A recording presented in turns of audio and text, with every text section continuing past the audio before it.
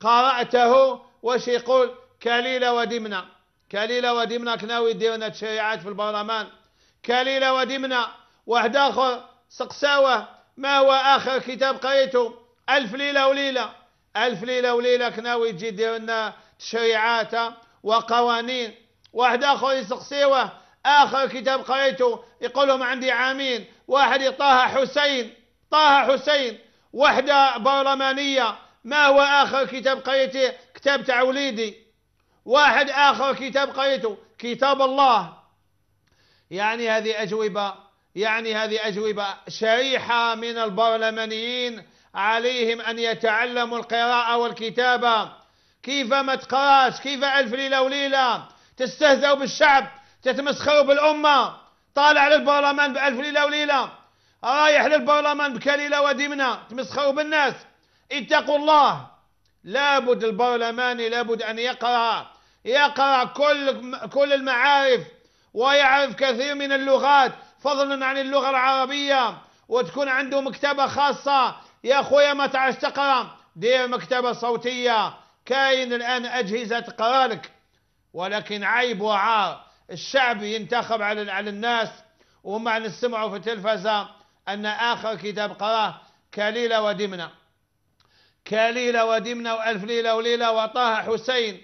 طه حسين يعني رايح انت للبرلمان طه حسين، واش تدير في البرلمان بكليلة ودمنة وألف ليلة وليلة؟ هذا استهزاء بعقول الناس، واستحمار لعقول الناس، واستغباء لعقول الناس.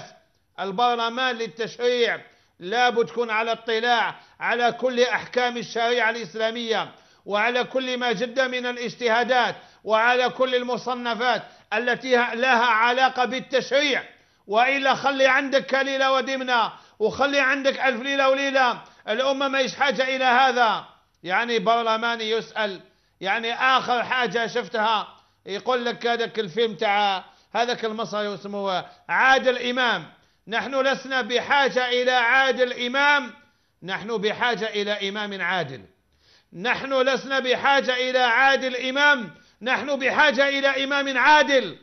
البرلمان روح انت اطلع للبرلمان كليلة ودمنة.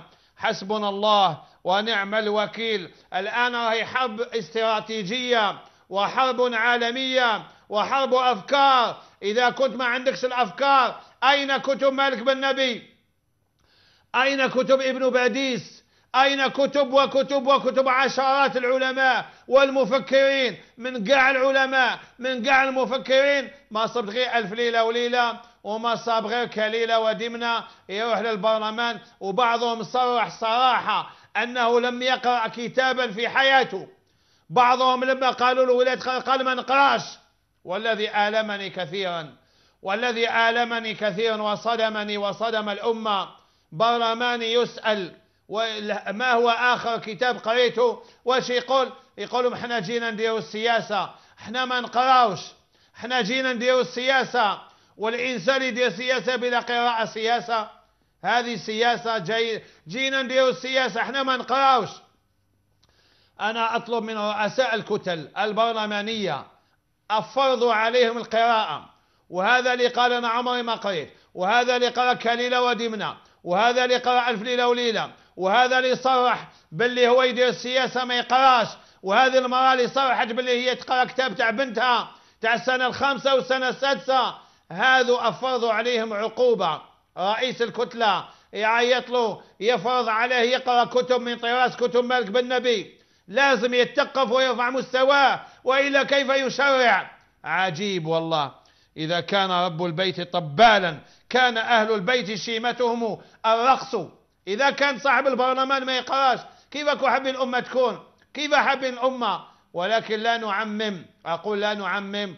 الحمد لله في البرلمان مثقفون وأساتذة ومهندسين وأطباء ومفكرين وأصحاب نظريات وكفاءات اجتماعية وكفاءات مالية. ولكن هذا الشواذ اللي عرفناهم وسمعناهم وصدمونا، عليهم أن يتقوا الله. روح اقرأ، ابدأ من جديد، ابدأ في اللوحة.